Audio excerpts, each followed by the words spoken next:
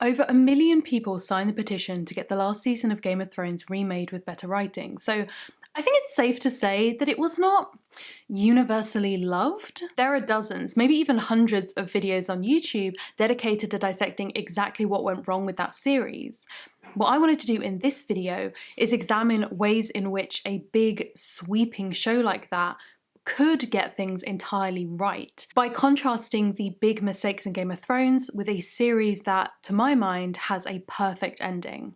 In this video, I want to talk about Black Sails. Black Sails is a 4-season pirate show that aired during the heyday of Game of Thrones between 2014 and 2017. On the surface, it's a prequel to Treasure Island, following characters like Captain Flint, Billy Bones, and Long John Silver in the years before the start of the book.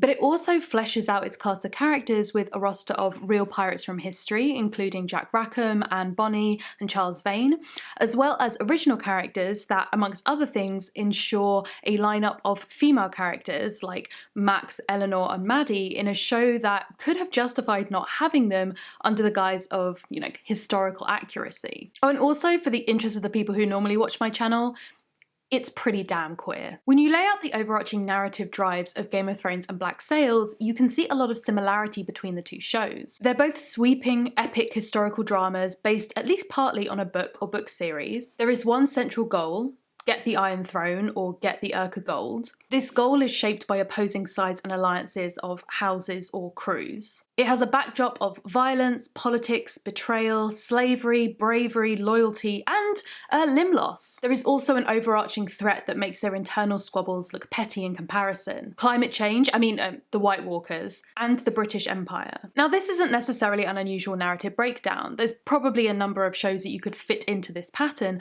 but it's a useful basis for a comparison. Now, if you haven't already seen Game of Thrones, honestly, it's not gonna matter for watching this video, but if you haven't already seen Black Sails, honestly, mute this video, open another tab, and start watching. It is genuinely one of the best shows of the last decade, and certainly the most underrated. I know saying this is gonna absolutely tank my watch time on this video as everyone leaves 30 seconds in to go watch this show, but honestly, you will not regret it. I know who watches my channel, and a show that is at its core about oppressed communities railing against empire and colonialism while exposing the hypocrisy of its supposed civilization and being super queer at the same time, I know that's going to be your jam. The first season is only a very British 8 episodes long and has its flaws, but they let the writers loose from season 2 onwards, and it truly gets better every episode before a flawless finale. So if you're still here, I'll assume that you have seen and loved the show, so let's get to it. Part 1.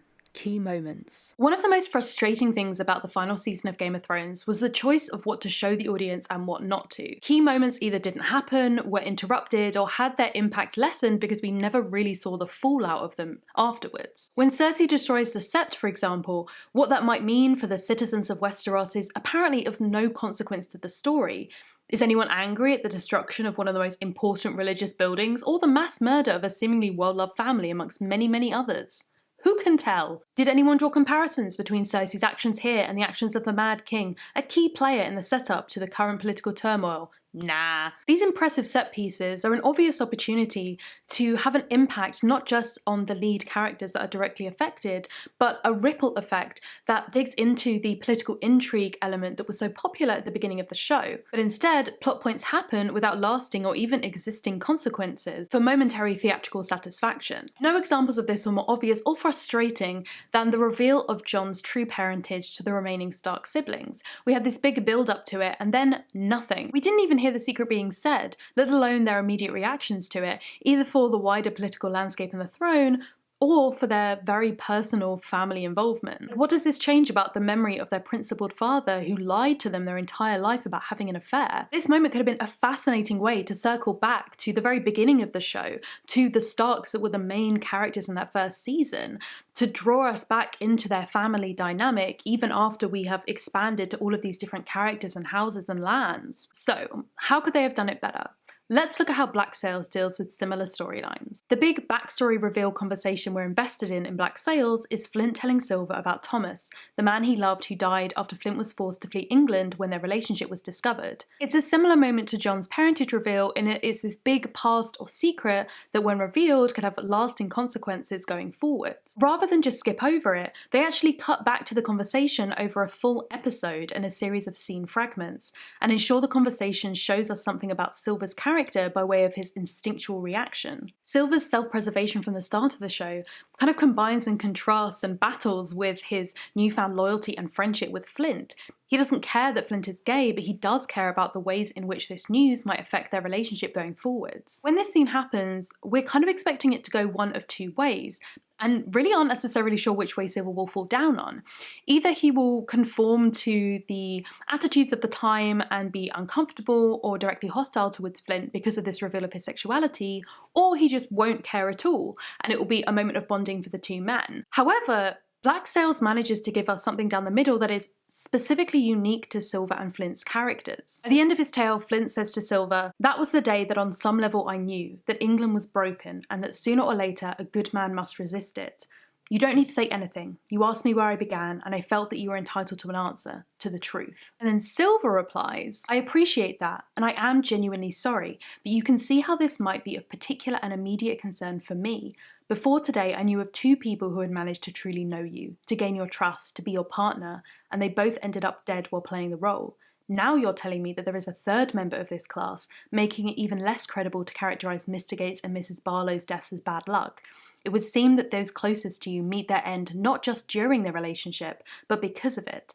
And as I sit here, I am acutely aware there may be no one closer to you in the world right now than I." Okay, one, can we just pause for a moment and just acknowledge how freaking beautiful like every piece of dialogue is in this show. Even lines that do not have to be stunning are stunning, and then you get moments like this, which they know that they're building towards, and it is just chef's kiss. Also too, the fact that they devoted an entire episode to this, kept flashing back to it, this kind of quiet conversation between these two men, all throughout the rest of the episode, really emphasised to us as an audience how important this was both to the writers and to the characters. With Game of Thrones, it kind of felt like the writers were saying, oh, well, the audience already knows that piece of information, so we don't really have to dwell on it when the other characters find out. We just need the audience to know that the other characters know. But here's the thing, just because the audience knows something doesn't mean that we can't hear it again if it's going to give us a greater sense of narrative satisfaction or character insight, which this in Black Sails did perfectly. The character conflicts link to the stakes, which link back to character actions, which then link back to character conflicts again. Everything is in sync, it is linked and tied together through this solid grounding in character. But why is that so important? Let's look at what happens when you sacrifice character in place of plot. Part 2. Character development? What character development? Exactly. Character development? Lob it all Story. in. I really need to shut up. You're brave. At the end of the show, Game of Thrones in large part became a group of characters driving towards what they always had been. Arya is a badass in the first and last episode, the Game Bowl was a thing, Jaime is still doing bad things for Cersei, Jon is with the Night Watch and or the Wildlings, even love of my life Sansa Stark ends up as expected taking her place in King's Landing. All very circular, the wheel is in fact not broken. You end up kind of asking yourself, did much really happen in the grand scheme of things, either in terms of characters or Westeros in general? And the most frustrating thing is, that could have been the whole point, right? That these systems of power and abuse and violence inevitably lead to people being trapped within them in this sort of churn of revenge and trauma. And that this endless churn means that both the characters and the system seem incapable of change. Except we get this big speech about changing the political structure going forwards from the character Tyrion, who is meant to be the cool, smart one that we all like. Like the throne, the symbol of this system, is literally burned away. Everything at the end of the series seems to be suggesting something new is happening when you think about it for like a second, it's really kind of not. And to my mind, the worst offense of all is what they did to Jaime. Oh, Jaime, my sweet trash prince. Jaime Lannister started out as the guy from Shrek who pushed a kid out of a window to cover up his affair with his sister. But since that moment, we've seen him slowly move towards being a better man and reveal his past actions in a new light. He saved Brienne from an assault, formed a meaningful friendship with her, and lost his hand in the process. He eventually abandoned Cersei, seeing her for who she truly was, in what seemed like a final demonstration of how far he'd come from the first episode. In the last season, the respect and affection he holds for Brienne of Tarth finally culminates in them sleeping together after a hard-fought battle. However, the very next morning, in an emotional scene, we get Jaime leaving to go to his sister while Brienne looks on in tears. Now, when this originally aired, I know a lot of us thought that this was a kind of bait and switch from the writers, that it was gonna look like he was going back to be with his sister, but actually he was going back to kill her, and Brienne was crying not because she was like, "Don't leave me, Jaime," but because she was trying to persuade him not to go, so that he wasn't drawn back into the world of his sister, or wouldn't have to suffer the guilt of having killed her afterwards. But no, he was just going back to be with her. And Jaime's always had this kind of obsessive, toxic relationship with his sister, but what we've seen on the show was him pulling away from that. We never really saw him being drawn back to her. We saw him leaving her, explicitly making heart-eyes at Brienne, sleeping with Brienne, and then just changing his mind. Probably the most infuriating line of that entire last season for me was when Jaime says, "To be honest, I never really cared much for them, innocent or otherwise," about the citizens of King's Landing, which we know is untrue. It is in direct contrast to his entire identity of Kingslayer, a title he gained because he was the one person to choose the innocent, normal people of Westeros over the king and his position. He is the only person to make that moral decision in the entirety of the court. And not only that, but that decision cost him his entire reputation for life, and he knew no one would believe him. And yet, in the bathhouse scene with Brienne earlier in the show, we can clearly see that despite everything, he doesn't regret that decision. When he claimed, "She's hateful and so am I," it just left us confused. Where is the evidence of that? There is this concept in filmmaking called show don't tell. The idea being, don't just tell me in dialogue about what a character's feeling or who they are, but show it to me through their actions. And the writers never showed what Jaime was telling us. The writers ended up kind of erasing their own character in order to give us this final image of the sibling lovers in this embrace as if they were the romantic relationship that we had been rooting for all along. Black Sails, in comparison, is a show that allows characters to be utterly different at the beginning than they are at the end. Either the characterization stays consistent, but the circumstances around them change, or there has been a fundamental shift in the way that they see themselves or the world around them. The political situation around them swings back and forth, but ultimately in the last episode ends functionally the same as the start.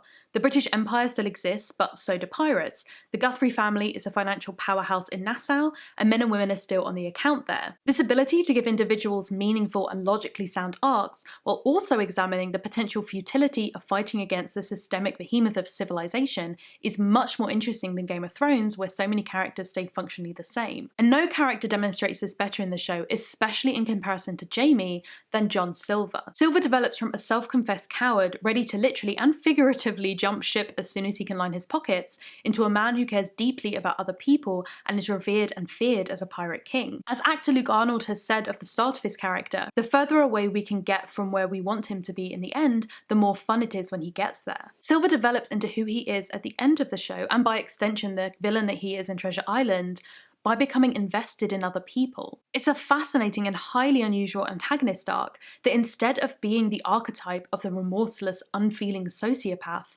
it's actually gaining empathy that sets him down the path of darkness, as it gives him a true enemy to fight against. It means he'll do drastic and dark things to protect his people. He holds within himself both the sum of his experiences and connections with other people, but also his innate sense of self-preservation that he demonstrated at the start of the show. Like Jaime, he hasn't truly moved past his beginnings. Silver is stuck in this loop of selfless and selfish actions. Is he truly being selfless by protecting Maddie, even though it means losing her? Or is it ultimately a selfish act to go against what she wants and what she's fighting for, even if it might save her life? Honestly, it's a kind of moral complexity that passed the final season of Game of Thrones by completely. Part 3. Character versus plot. A lot of the frustrations about the way in which the characters of Game of Thrones are treated in the final season is about the way in which they treat characters as plot devices. They don't really follow a cohesive pattern of thought and action, but instead do out-of-character things in order to push the plot to where it needs to be. Because of this, one of the big problems Game of Thrones has at the end of the show is figuring out what to do with its previously clever characters. As Lindsay Ellis put it in her video about Game of Thrones, by the end of the show, everyone is an idiot. And make no mistake, watching clever characters make mistakes, especially based on their own particular flaws, can be fascinating to watch. But that's not what Game of Thrones was doing here. He's bringing all the dead people back to life, and they put the women and children in a crypt with all the dead people. So, rah. Tyrion is smart, but I guess not that smart. In Black Sails, we have the brilliant example of Jack Rackham, an extremely smart character who, on more than one occasion, does a thing we know is stupid because we see what danger he's walking into. But the decisions he makes, whether smart or not, are always consistent with what the character knows and what he prioritizes. Jack's obsession with legacy, his unerring ability to see himself as the hero in the grand tale of human history, his fatal flaw, I guess you could say, is the thing that trips him into these decisions. In season 3, we see him make arguably his most disastrous decision. He and Anne are almost away with a fortune's worth of Urca gold. They are free, and yet he turns around and returns to Nassau in order to accept a pardon so that he can keep living under his name, Jack Rackham. Of course, he doesn't know what we, the audience, do. That since he left town, he's become a wanted man, and if he returns, he will be imprisoned. The thing is, any other character wouldn't have even thought about returning to Nassau. They'd have just been like, sure, I'll change my name, who cares? I have all this gold, I have my partner with me, everything is fine. But Jack is so tied to this idea of legacy, that everything that he does will be under this name that people will remember him in history, that it was completely consistent with his character to make this mistake. And that mistake is something that has horrendous consequences.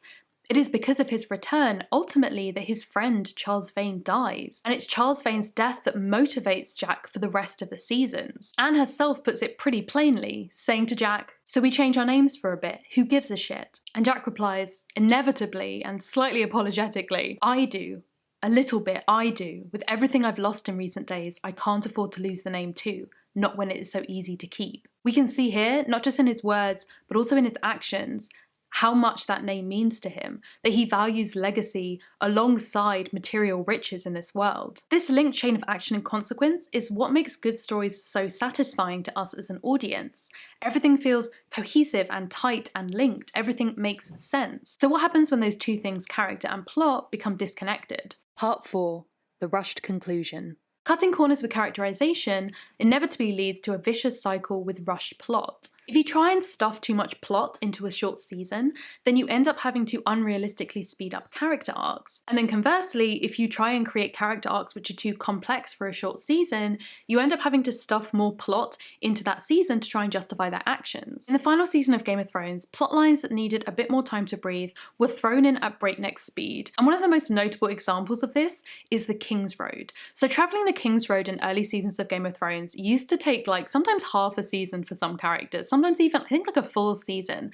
And what was so interesting about this was, one, it showed the expansive nature of Westeros. It really gave us a sense of scale and environment, but it also allowed characters to slowly change through their interactions with each other on this kind of isolated quest or journey together. So this happened to Brienne and Jaime, and it happened to Arya and the Hound. But then in the final season of Game of Thrones, that same journey became a matter of an episode or less.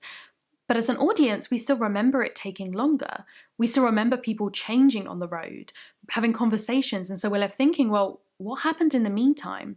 Especially with characters who we think, yeah, they could make a rash decision in the moment, but given half a season to think about it with someone else by their side, they're going to change their mind, right? And so it was with Arya and the Hound. When they make it to King's Landing, they have this conversation about the idea that Arya doesn't really want to kill Cersei, Arya should just turn back, that ultimately they would have had while travelling for days along the King's Road already. It feels to an audience like we've been cheated out of something. And what makes this even more frustrating is that we've seen in interviews with the writers and showrunners of Game of Thrones that this problem was, in a lot of ways, self-imposed. In a segment of the interview with Entertainment Weekly, they said, to their credit, HBO put their money where their mouths are, literally stuffing their mouth full of million-dollar bills which don't exist anymore. They said, we'll give you the resources to make this what it needs to be. And if what it needs to be is a summer tentpole-sized spectacle in places, then that's what it will be.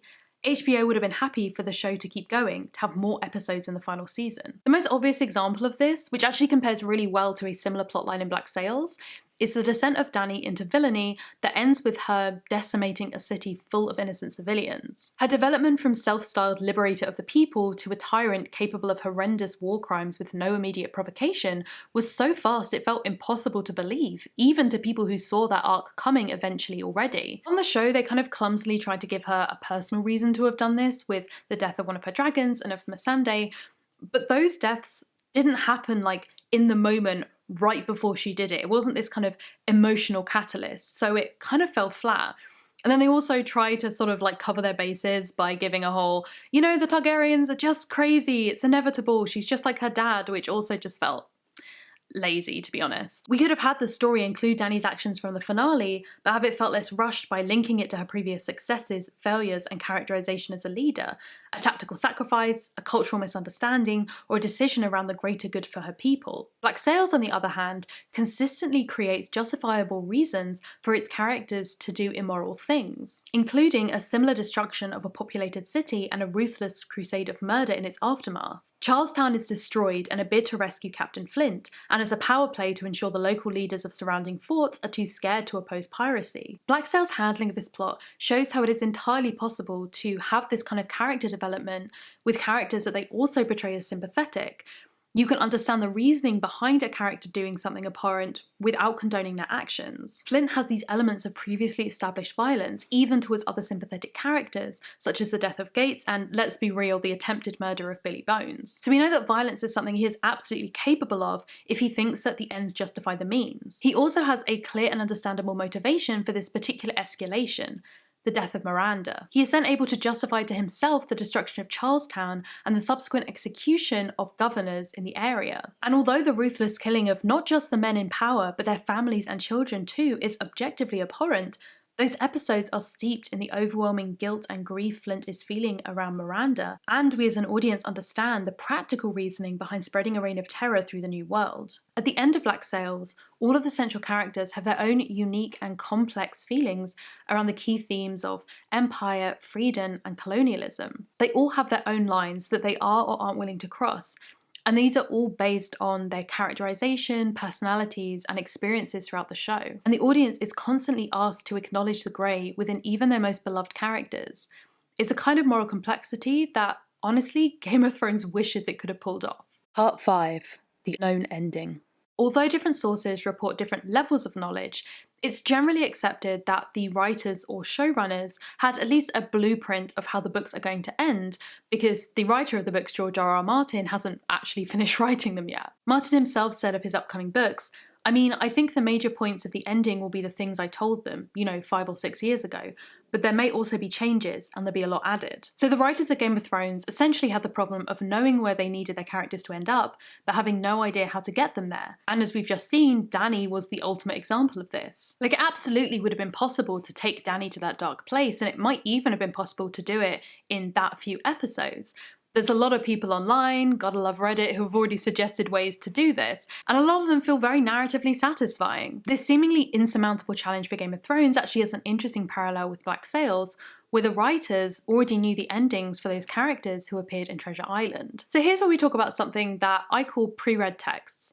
I have no idea if there's like an official literary term for this, but it's just a phenomenon that I have picked up on and I'm absolutely fascinated by, and wrote way too many essays about at university, so I am extremely hyped to finally be able to talk about it in a video. A pre-read text is a book which has become so ingrained in our cultural consciousness that the general public will often never have actually read it, yet will have a strong sense of what it is about, and will also have a clear idea of images, characters, and concepts that arise within it, which might in fact bear only a passing resemblance to the original material. This is often achieved through adaptations, with each new film or TV show beginning a narrative and visual discourse with previous versions, until what is being created likely has as much or more of a connection with the other adaptations than the original book itself. Dracula, Frankenstein, and Dr. Jekyll and Mr. Hyde are all examples of pre-read texts, and so is Treasure Island. People are much more likely to have seen the 1950s Treasure Island, the Muppets version, or even the highly underrated Disney animated feature Treasure Planet than they are to have actually read the book itself. And yet the book and its subsequent adaptations have helped to establish the ways in which we visualise pirates themselves. the one-legged gentleman of fortune with a parrot on his shoulder is Long John Silver. The Black Sails writers knew that their Long John Silver had to become the one-legged cook from the book, that Flint has to bury his treasure, that Billy Bones has to become Silver's enemy. And so for people who are already familiar with Treasure Island, this could have become a disappointing or predictable story where we know where those characters are going to end up, so nothing is really that surprising to us. But instead the writers used this known ending to their advantage, having Billy and John Silver start as far away as possible to their Treasure Island counterparts. So what we see is this kind of inevitable tragic descent into the men that we know that they're going to become. I think a lesser show would have played a lot of this for shock value. When Billy goes over the side of the ship in season 1, they would have had him stay dead, as a way of doing that thing that I think a lot of shows do when they want people to take them seriously by saying, we killed this character because we wanted to prove that any character could die, anything could happen, the stakes are so high, when in fact it would have just, in this case, broken the promise to the audience that this is a prequel to Treasure Island and made it more of a generic pirate show. This quote from one of the Black Sails producers shows a clear vision and understanding of the show's relationship with the pre-read text. Our goal with the ending was to get as close as possible to Treasure Island. It was to try to leave you in a place where you could finish the show and then start at page 1 of the book and start reading it and have it not only make sense in the narrative sense, but also be something of a new story for you. Because now you could fill in a lot of the between the lines in terms of the characters and their relationships and their histories. I think one of the cleverest things about the show is that it works for people who are very familiar with the text of Treasure Island, who have read the book, who know it really well, the people who are familiar with it as a pre-read text, and also people who know nothing about Treasure Island whatsoever. The example of Billy going overboard in season 1 is a great one. If you're not familiar with Treasure Island, you don't know that Billy's going to survive to the end of the show. This is a shocking moment where this really beloved character has just died, and there is a possibility that the captain, the other character that you're meant to be rooting for, is the one that did it. Whereas if you're familiar with Treasure Island, you know that Billy has to have survived that fall. And rather than that just becoming a moment where people who have read the book go, oh, well, he's not really dead, so it kind of has taken all the drama out of it. Because of the way that he died, because of it's linked to Captain Flint and the tenuous power that he's holding over the crew, what we're thinking when we know Billy has to survive is, oh God, what happens when he comes back? We have this sense of dread knowing inevitably that he's going to return, and potentially at the worst moment possible further into the story. And it's this little thing in the back of our minds which keeps us in this state of tension. Black Sails doesn't just create this kind of linear cause and effect pattern, but this web of backstories and interactions and relationships that makes it feel really real. If we look at Billy's story from season 1 to season 4, he goes from being this sort of adorable cinnamon roll that we all love to one of the main antagonists of the pirate cause. His key role in Treasure Island as a kind of herald, being the one to put Jim on his path, is paralleled and foreshadowed in the show by his constant ability to make people more than they used to be. He lies to the crew for Flint in episode 1, and in doing so, keeps him from being mutinied and solidifies Flint's Princes of the New World narrative. He persuades Dufresne to fight to take a prize, and Dufresne ends up biting a man's throat out. He literally creates the concept of Long John Silver. And this is supported by an almost throwaway comment about Billy's backstory before he joined the pirates, where he was the son of anti-impressment activists who taught him how to read and write. Billy has so much power in the show through stories. And then, in Treasure Island, tells the story of Jim that sets everything moving. Ultimately, Black Sails allowed breathing room for characters to become who they needed to be throughout the seasons, whereas Game of Thrones rushed the process in the last 3 episodes because of time restraints of their own making, and the audience noticed. Part 6. Storytelling. One of the most wait what moments in the last episode of Game of Thrones is Tyrion's "stories are important" speech, which essentially felt like the writers trying to shoehorn in themes or ideas in that last episode to convey meaning, and it really falls flat. And one of the funniest things to me is that Black Sails also has a story-based speech in its final episode. But because it comes in a show which has been working consistently for 4 seasons to create this really solid theming and motif around storytelling, it just works so much better. So first let's look at Tyrions Speech. What unites people? Armies, gold, flags, stories. There's nothing more powerful than a good story. Nothing can stop it, no enemy can defeat it. And who has a better story than Bran the Broken? So it's pretty obvious what some of the flaws in this speech are if you think about it for 2 seconds. 1, having a good story is very much not a prerequisite to being a good leader. 2, the character that he seems to think has the best story absolutely doesn't, and actually wasn't even in a whole season of the show. His story was so irrelevant for so long. And 3, no one in this damn show, except Sam, seems to even read anyway. How does Black Sails do it differently? So the speech is also about stories, and it's also in the last episode, but it's given to the character whose entire plotline, as established actually earlier in this essay, is about legacy and story, Jack Rackham. For copyright reasons, I can't just play you the speech, obviously, so I'm going to read it instead. Apologies in advance for not doing it justice. But I think some really interesting things to pick out are the way in which Jack talks about storytelling, the messages and kind of the theming behind it, but also the way in which the writers call attention to the fact that he is himself telling a story while this is happening. The way in which, while Jack is saying these things about stories being true and untrue, he is himself aware of the way in which he tells stories might be different to the way someone else does, not just in terms of content, but in terms of form, that he runs away with himself, that he gets carried away in his own thoughts. So here's what he says. A story is true, a story is untrue. As time extends, it matters less and less. The stories we want to believe, those are the ones that survive, despite upheaval and transition and progress. Those are the stories that shape history. And then what does it matter if it was true when it was born? It's found truth in its maturity, which, if a virtue in man, ought to be no less so for the things men create. As this relates to your question specifically, I'm sorry, remind me, what was your question specifically? Long John Silver, yes, please forgive me, I will go on from time to time, but generally in the service of thoroughness and always with the best of intentions. Long John Silver's story is a hard one to know.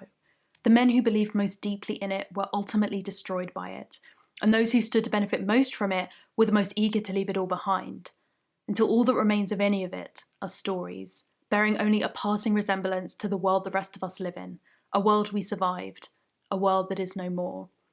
What's it all for if it goes unremembered? It's the art that leaves the mark. But to leave it, it must transcend. It must speak for itself. It must be true. This speech is the last scene in the show, and it brings together ideas of stories, lies, legacy, and history that have been woven throughout all 4 seasons. Jack gives this speech to a new character interested in joining his crew, telling them the story, and for those of us who know the real Jack Rackham, we recognise this newcomer as real-life pirate Mary Read, disguised as Mark Read.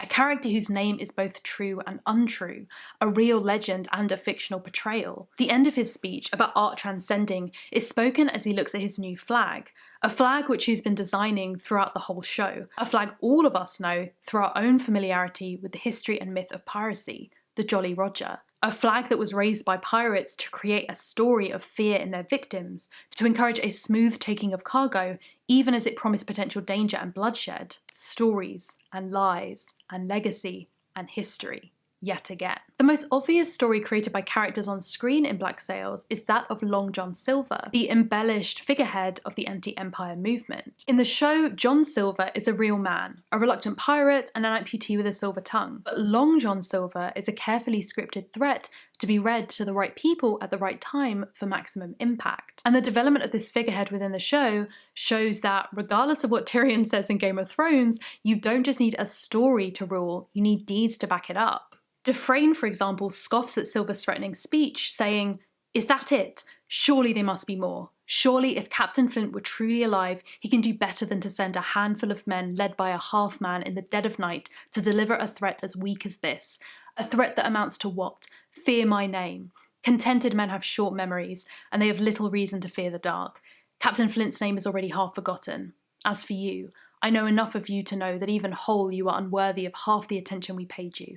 And now, as a goddamn invalid, you expect that to change?" It isn't until Silver then stomps his skull in with his new leg that the story actually takes form. Reputation, fear, and respect, they all rely on stories in Black Sails and are the currency of power. Crews are constantly paying people to either spread rumours or gather intel about the word on the street. Vane saves Captain Flint at the end of season 2, a man that previously he would have been happy to see die, because he understands that the story of the execution of a highly feared pirate would mean the end of fear of piracy in the region. And in the final season, Maddie is unafraid of death by Billy Bones or Woods Rogers because she understands the potential storytelling power of her becoming a martyr for her cause. And we also see how narratives can be misused and propaganda spread in a meta-examination of our own perception of pirate stories.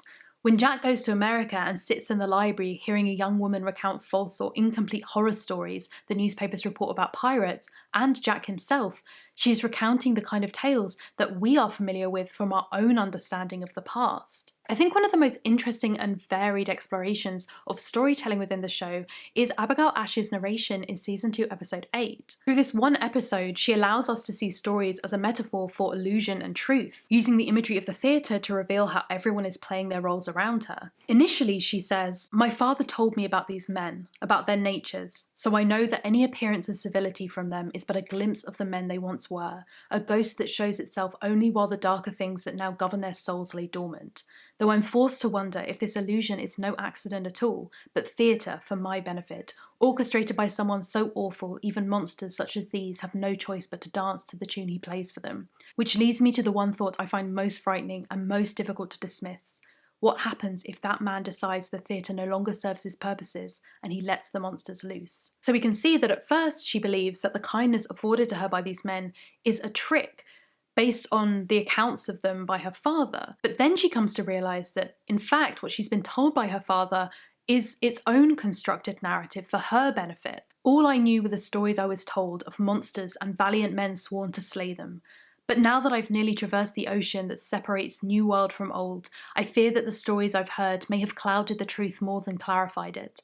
It would seem these monsters are men, sons, brothers, fathers, and it would seem these men fear their own monsters. An empire, a navy, a king, my father. Abigail becomes this kind of self-aware, unreliable narrator, using the imagery of monsters and men that actually foreshadows speeches further on within the story. Flint's line, "Everyone is a monster to someone. Since you are so convinced that I am yours, I will be it," as well as the iconic dragon speech from that final episode. They paint their world full of shadows, and then they tell their children to stay close to the light, their reasons, their judgments, because in the darkness there be dragons. But it isn't true. We can prove it isn't true. In the dark there is discovery, there is possibility, there is freedom in the dark once someone has illuminated it. Watching Black Sails is so satisfying in large part due to the patterns of words and imagery that track through the whole show. Phrases in one season will re-emerge as imagery in another.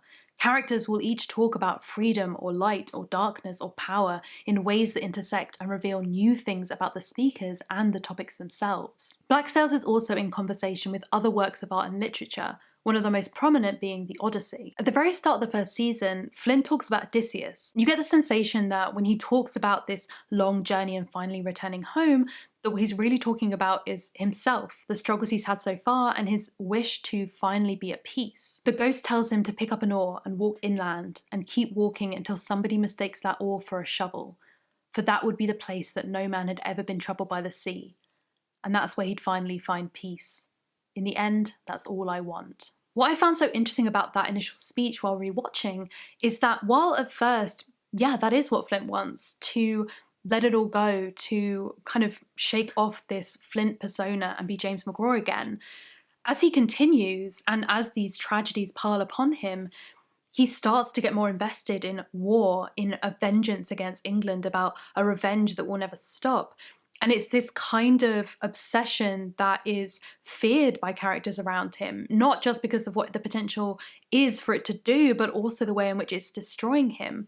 And it's the reason why in that final episode we see what Silver has done to and for him in reuniting him with Thomas. When we finally reach the end of Flint's journey and see Thomas standing with a shovel, ready to welcome him home, in that moment we think back on not just the speech in season 1 of oars turning to shovels and the backstory of Flint and Thomas, but also the idea of Flint as a character, a role to be discarded when James McGraw is finally at peace. It makes perfect narrative sense for Thomas to be there with a shovel, but it also makes poetic sense too. It is a death and a beginning. That Captain Flint is dead is both true and untrue. There are so many more examples from Black Sails that I could have given, and that's why it works, because everything is always driving towards these ideas that it wants to put forwards. And so that ending felt like a culmination of stuff that had been building for 4 seasons. Whereas in Game of Thrones, that stories are important speech at the end felt to me a little bit more like a kind of self-congratulatory circle jerk about how writers are the best. Part 7. The Golden Age of Television. Now, it's no secret to say that Black Sails is at its worst in season 1, these 8 episodes where it kind of felt like it was just emulating Game of Thrones. I remember liking season 1 when I was first watching, and then really noticing a ramp up in quality from season 2, and then it just felt like every episode was just getting better and better. And so when it came to rewatching the show, which I've done on multiple occasions, it felt so jarring to watch season 1 again. This show that I used to think was like pretty good just doesn't look that good in comparison to the rest of the show. The whole thing feels like this weird push and pull of what the network thought it should be to try and compete with Game of Thrones, and then what the writers actually wanted to do with it. Even in the first episode, we have these really cringeworthy introductions of like Eleanor's introduction or the Blackbeard scene, and then it ends with the Princes of the New World speech, which is just incredible, and one of the reasons why I finished that first episode and just wanted to continue to the next one straight away. And if we look at the time that Black Sails was being produced, it kind of makes sense, because at that point, Game of Thrones was the golden standard of television. I can understand how the attitude would be, look, if you're going to have this sweeping historical show, then you should maybe be looking at what Game of Thrones is doing. And I think one of the things that Black Sails in that first season picked up from it was this idea of like sexy violence, giving the female characters this kind of like weird, not like other girls swagger to them. But I think one of the most interesting things about Black Sails is the way it manages to course correct on these kind of mistakes from that first season.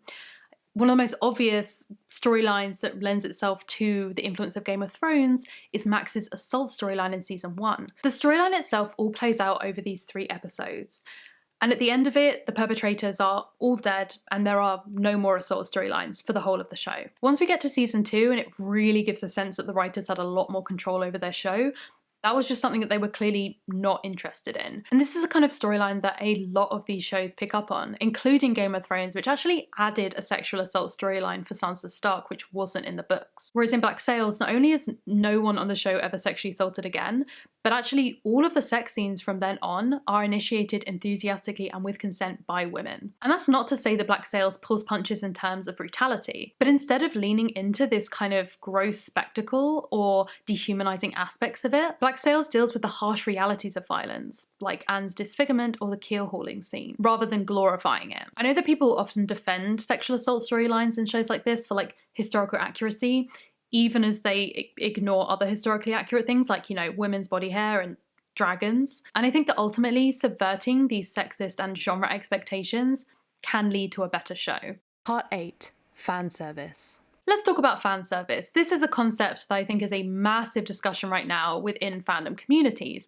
Essentially, it's this idea that a show will put in particular storylines or pairings or references in order to specifically appeal or satisfy its core audience of fans. Fan service in practice could look like anything from bringing a beloved character back from the dead after fan backlash to referencing fan theories in a kind of meta way in a script. On the surface, this might seem like a no-brainer. Surely you want to give the fans what they want so that they enjoy the show, but the criticism of that is that it often leads to kind of stale, stagnant, or predictable stories, especially if creators have changed an original vision for a show or film to conform to what the fans demand. However, on the other hand, railing deliberately against expectations can lead to confusing plot points, twists seemingly coming out of nowhere, and fan backlash. Black Sails, in my opinion, expertly walks the line between these two extremes. It allows itself to subvert elements of its own genre while also giving the fans the confrontations and battles and elements that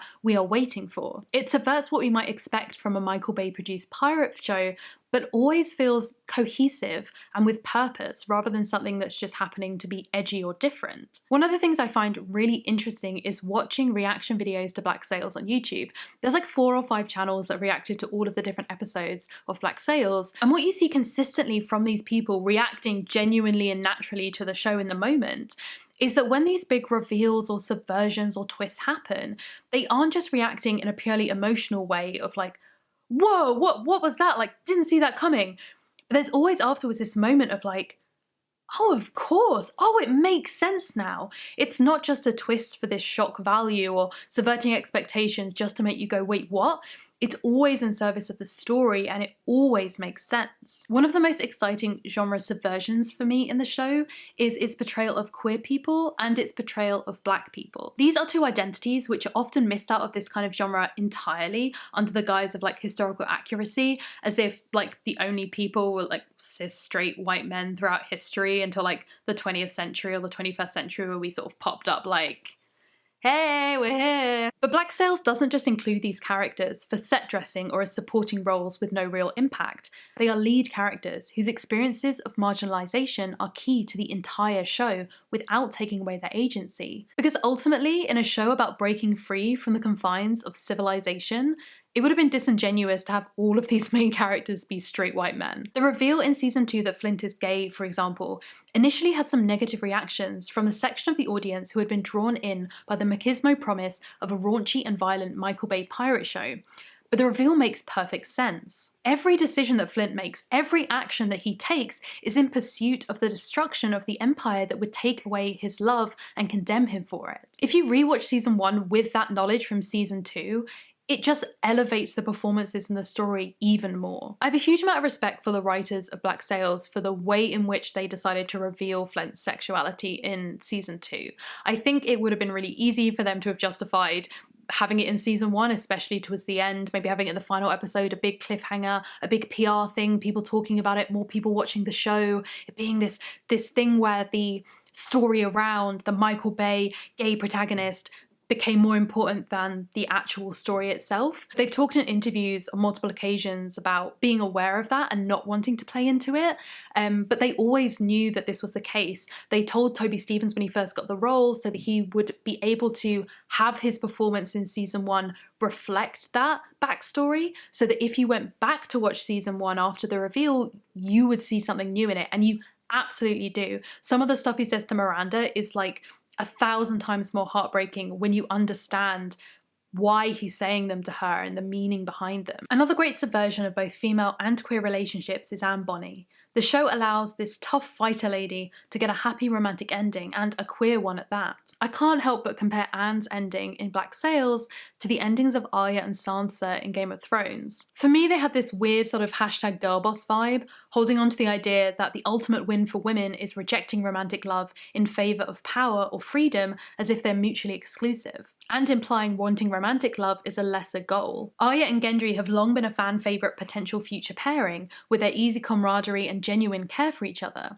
In season 8, they're reunited, rekindle their friendship, and end up sleeping together. And then Arya rejects him in favour of exploration, kind of implying that there is this strict binary choice. She could either have Gendry or she could have this life of exploration and freedom, that those two things were in no way compatible. Sansa goes from this silly, innocent romantic girl to the cold, hard, badass woman who mocks her own past self for her weakness and romantic foolishness. And this is presented in the show as a kind of positive growth for her, even though she also says in the show that that growth was explicitly because of her sexual assault, saying, "Without Littlefinger and Ramsay and the rest, I would have stayed a little bird all my life." Black Sails subverts queer narrative as well as queer character expectations. For example, there's this build-up to a final showdown between Flint and Silver throughout the show. The expected rule of these kind of big confrontations is that one character will almost certainly die, and the expectation based on both Treasure Island and the bury or gaze trope is that Flint will be the one to perish. Yet instead, they both survive,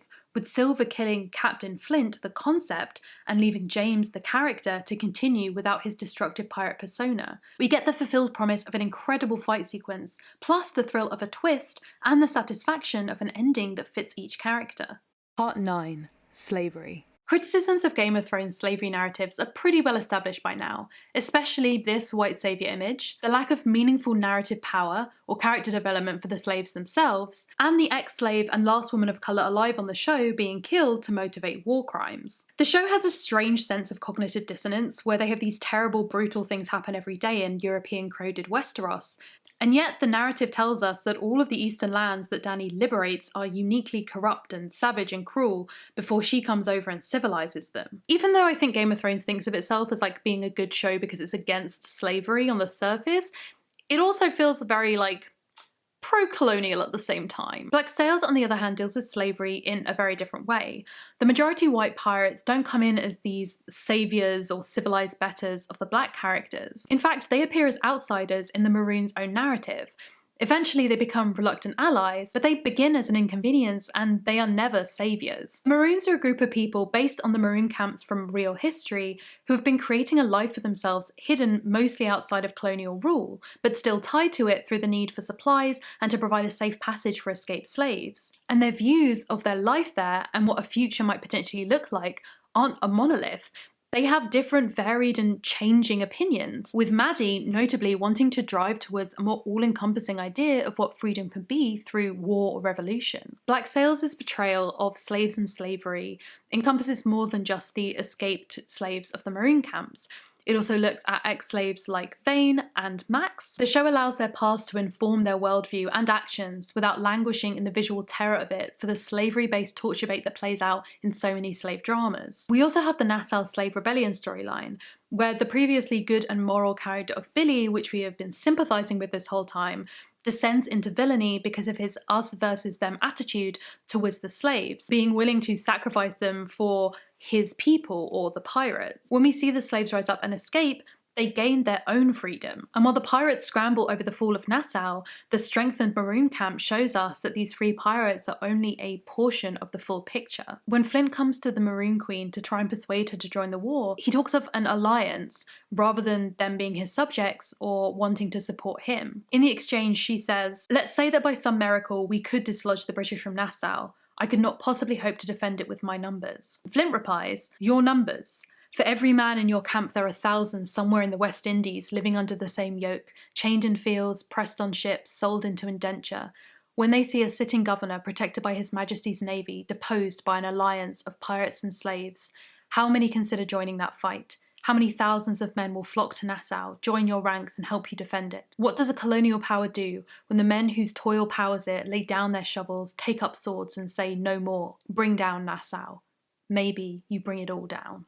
The show is also aware of how far that is a tentative alliance.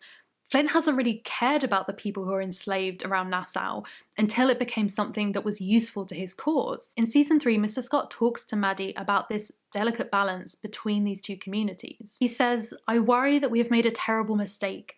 I see what you see in them, Silver and Flint, but their relationship is so volatile and we have put our lives in their hands. Those men rose to their stations because they are peerless when it comes to shaping the world to their will, in creating a narrative and wielding it to compel men's hearts and minds. But the most compelling story requires a villain at its centre, and if either Captain Flint or Mr. Silver sees the other as a villain, or worse, us as that, then all is lost. They are of great value to us, but they must be managed by us to avoid that outcome." This turning of marginalised communities against each other has long been a tactic of those in charge to stop the communities from joining together and pushing for change. Far from being a passive victim waiting to be saved by white heroes, Mr. Scott is presented as a skilled strategist, a beloved leader, and a world-wise thinker. He can also see from his outside view of both the supposedly civilised England and the brutality of piracy that just because England's civility is a lie, it doesn't mean the world of piracy is better. They are violent, murderous, and even use slave labour to rebuild the fort when unable to get any of the free pirates to work. In an interview about the show on the Black Sails podcast Fathoms Deep, Zetu Dlomo, who plays Maddie, has talked about her goal to not make Maddie too cold and stoic in her leadership. Maddie's smart and compassionate and strong, emphasising the power in her capacity for love, that her love for her people is her strength. Dlomo herself is South African, and in the interview she draws parallels between herself and Maddie. She doesn't remember apartheid and therefore hasn't directly experienced that level of legalised racism, but she does live with its legacy. In the same way, Maddie wasn't a slave herself, but lives with the legacy of slavery too. She didn't see the same brutality, and so she's less cautious than her parents, and more ambitious in her goals for what liberation and freedom might mean. Dlomo sees the relationship between her generation and her parents in that dynamic. In their shared vision, we see Flint and Maddie's similarities, but we can also see their differences. Whatever he says, Flint is ultimately doing it for himself and his own personal vendetta, whereas Maddie is doing it for other people. Flint is motivated by past trauma, whereas Maddie sees the importance of the past and what it has done to her people, but she's looking to the future. In what I think is one of the most powerful scenes in the show, she says, "I hear other voices, a chorus of voices, multitudes. They reach back centuries, men and women and children who lost their lives to men like you. Men and women and children forced to wear your chains. I must answer to them. And this war, their war, Flint's war, my war, won't be bargained away to avoid a fight." Part 10. Death and Violence. It's been pointed out by a lot of people commenting on Game of Thrones that within its first few seasons, deaths worked really well. They were spread out enough to be unexpected, they had real consequences, and it made the world feel dangerous. However, most people also agree that this quality of the show sort of drops off from season 5, where the characters who die with increasing frequency are doing so to either simplify the narrative or for some kind of unearned spectacle. Game of Thrones in later seasons also adds to their body count by killing off characters like Rickon and Marcella, who have been absent from the show for a while, or are characters we the audience aren't invested in. If the remaining characters cared, then sure, we might too. But when the remaining Starks reunite, Rickon's not really mentioned, and with Marcella, we know that Cersei cares about her because we're told that she does, but we've never really seen them bonding. Comparatively, the deaths in Black Sails are always steeped in consequences, precision, character development, and thematic resonance. All of these deaths have a huge impact from before the first season even starts all the way through to the final episode. We know that this world is brutal, we know that characters might die, but somehow every single death comes as a shock. One of the writers saying, when a character dies, almost by nature of wanting the death to feel dramatic, it needs to feel too soon. It needs to feel abrupt and unsettling. Even the deaths of characters that we don't sympathise with have a huge impact on the characters and the plot of the show. Take Singleton, for example. He dies in the very first episode of the first season.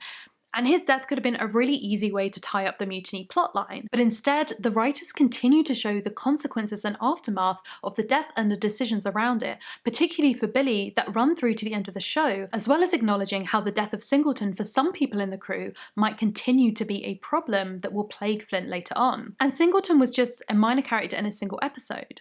What happens when we look at the consequences of one of the major character deaths? Let's take Blackbeard's death as an example. At this point in the show, we're pretty certain that either Blackbeard will kill Woodes Rogers or vice versa. The show does give us this confrontation, but increases the brutality with the introduction of the real historical punishment of keel hauling in a long and stripped back scene.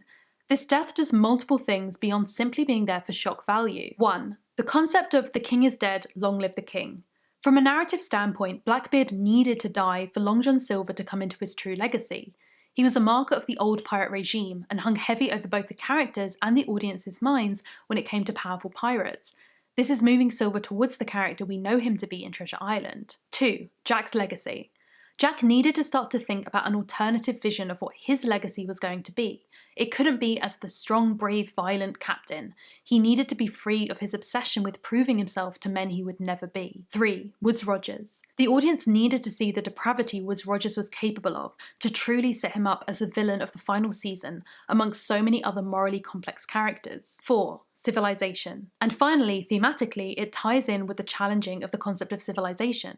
If a so-called civilized man could do such a thing on behalf of his regime, then the concept of civilization is, in itself, a lie. The show also subverts our ideas of queer death in queer representation. This is definitely helped by the sheer number of queer characters within this show, which means that the death of Eleanor is not the death of the lone queer protagonist. Anne nearly dies, but survives. Flint also nearly dies, but also survives. Max is alive and happy, and Thomas even rises from the supposed dead at the end of the show. We get 2 different queer couples who are both alive at the end of the show, and that feels revolutionary. Part 11. The Big Problem. Game of Thrones establishes, with increasing urgency as the show progresses, that the real danger, the real problem, are the White Walkers and the Whites, not the squabbling of human factions. They are built up as a nearly unkillable enemy, which can only be defeated if the population comes together, essentially a stand-in for the looming existential threats like climate change in our own world. When it came to the final season of the show, it seems obvious that this was going to be the final boss battle, with some people suggesting, maybe pessimistically, that ultimately humanity would lose and our final image would be the White Walkers on the Iron Throne. But then, wait, no, they were defeated in one episode with minimal casualties, so I guess Good news for climate change, everyone. Ultimately, this neat wrapping up of what was signposted as an unimaginable power with strong thematic meaning meant that the previous seasons retrospectively fell flat, and the lack of real consequences, far-reaching sacrifices, or lasting compromises destroyed any high stakes the story seemed to have. Black Sails sets up its own external threat, which overshadows the petty grievances of individual crews, namely the British Empire. Not just a physical threat, but a psychological and philosophical one as well. The show exposes this supposed civilized nation for what it truly is. And it's done in an absolutely masterful way because we know from history that the pirates will not be successful. Nassau still exists, but it's not a pirate island. Slavery endured for over 100 years and the empire for even longer. This gives the audience a kind of sense of tragic pathos where we know that they're going to fail, but what we're interested in is exactly how that's going to happen and potential individual victories that can coexist with that ultimate failure. For me, this feels like a more true version of the phrase edgy TV in comparison to what Game of Thrones kind of self-describes itself as. Like, Black Sails isn't just edgy aesthetics, it's explicitly talking about corrupt power structures that still exist in our own world today, while still acknowledging that some people will still try to do good even in dire situations. It kind of gives a middle finger to these sort of edgy pessimism of a lot of shows that essentially give the impression that like caring about anything is vastly uncool, while also not sugarcoating history or our current world. I would argue that the big bad in Game of Thrones is more developed and arguably more terrifying than the supernatural threat of Game of Thrones. The White Walkers and Whites are ultimately scary on a horror fantasy level. They're focused in one note in their intent, to kill everyone and take over Westeros. In Black Sails, however, we're given various different reasons to hate and fear England that intersect and weave through each other. The brutality of slavery, the injustices of the class system, the deadly homophobia. Each faction has their own unique and specific reasons for joining the fight, and the consequences of their potential failure are also specific to each faction. The not quite victory in Black Sails is a much better example of how to show characters fighting an existential threat that is almost impossible to destroy, but still give them a satisfying ending, as opposed to Game of Thrones, whose metaphorical element meant it didn't logically track across the two levels of meaning. Part 12.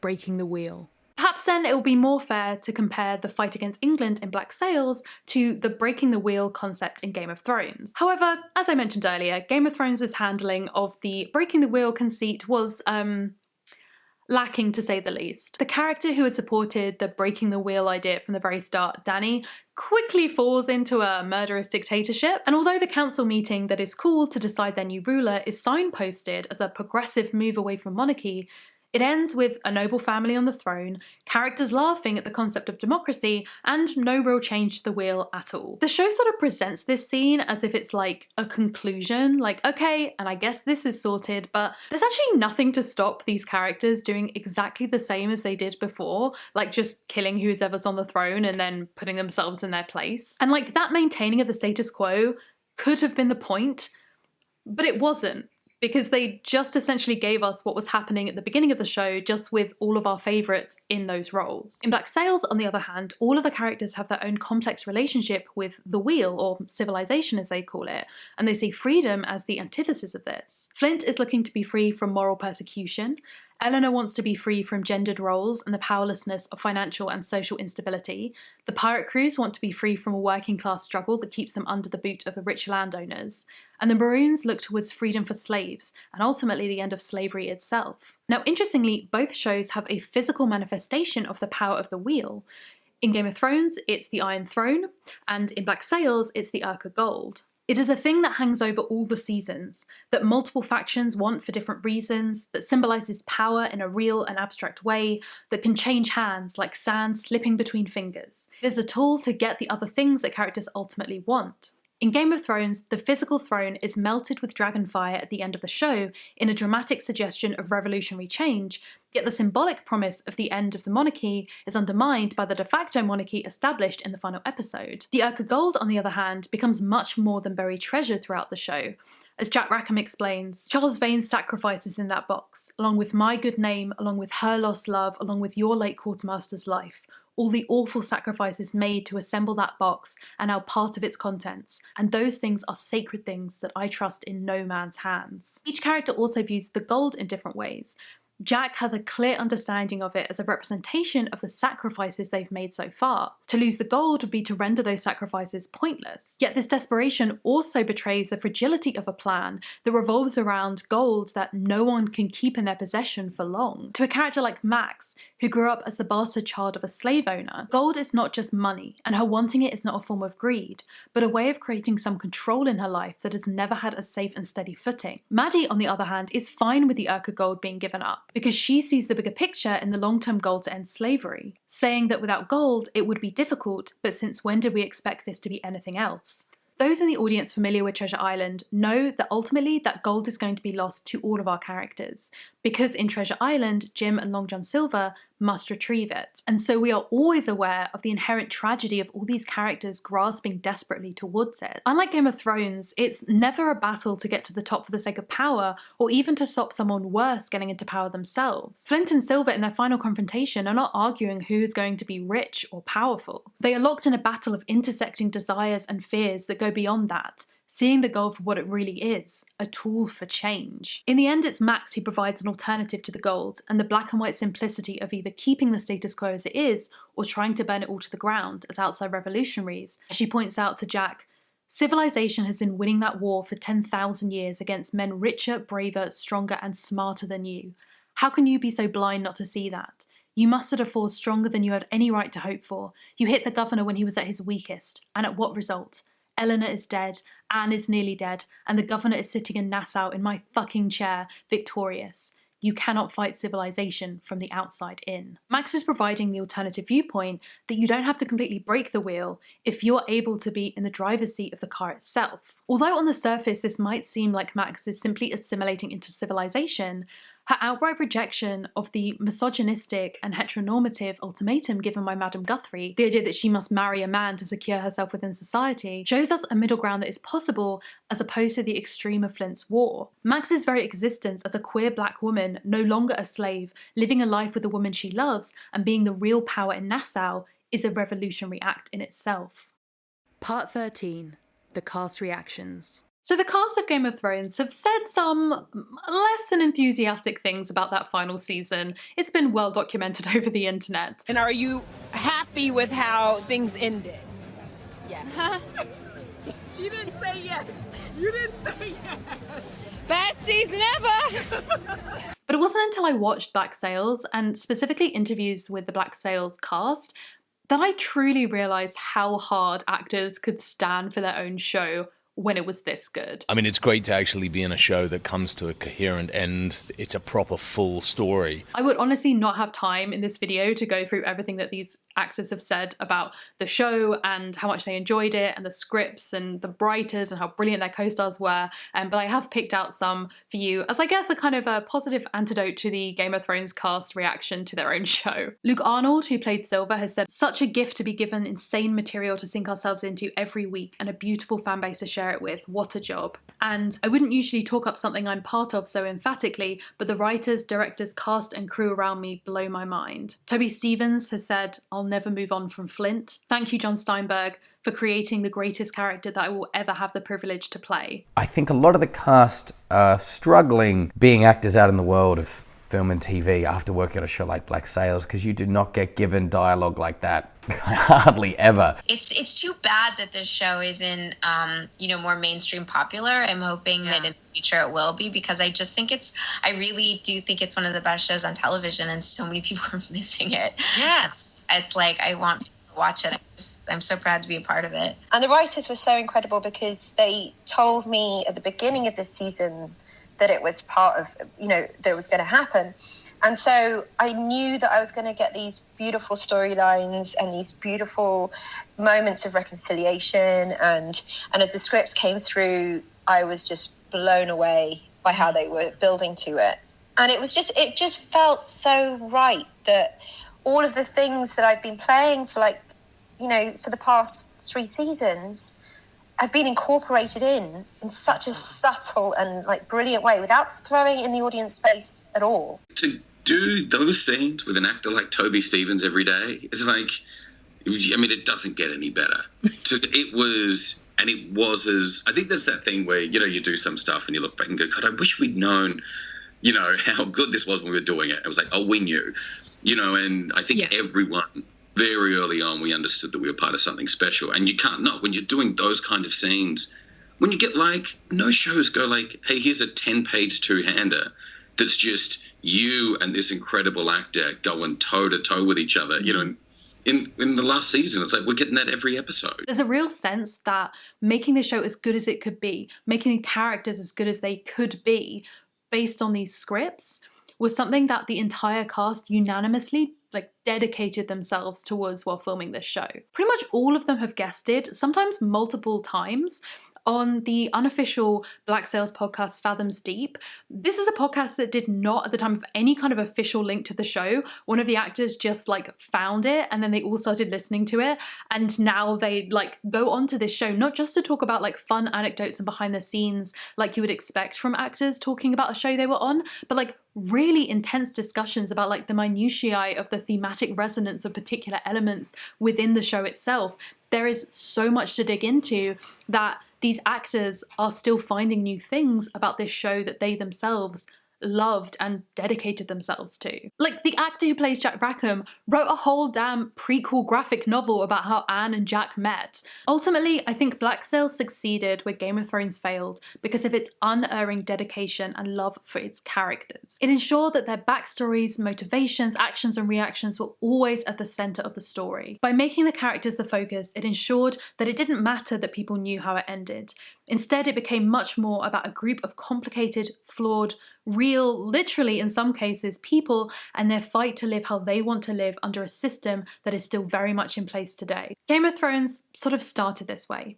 In its heyday, it shone because of its characters and houses and relationships. As soon as they started to lose sight of that and make the characters' actions suit the plot and not the other way around, they lost it. Black Sails elevated itself from being simply a show about well-established characters to something truly special in its clear and sustained exploration of themes that wove their way through dialogue, imagery, plot, and character arcs. Everything in that show is in service of every other piece of it. It's this woven, cohesive kind of whole that a lot of shows never reach, whether through mismatched messaging, average writing, early cancellation, or bloated series that just go on for too long. This under-the-radar pirate show that might have seemed at first glance like a Michael Bay-produced attempt at Game of Thrones, in fact, far surpassed it to become one of the best shows of the last decade.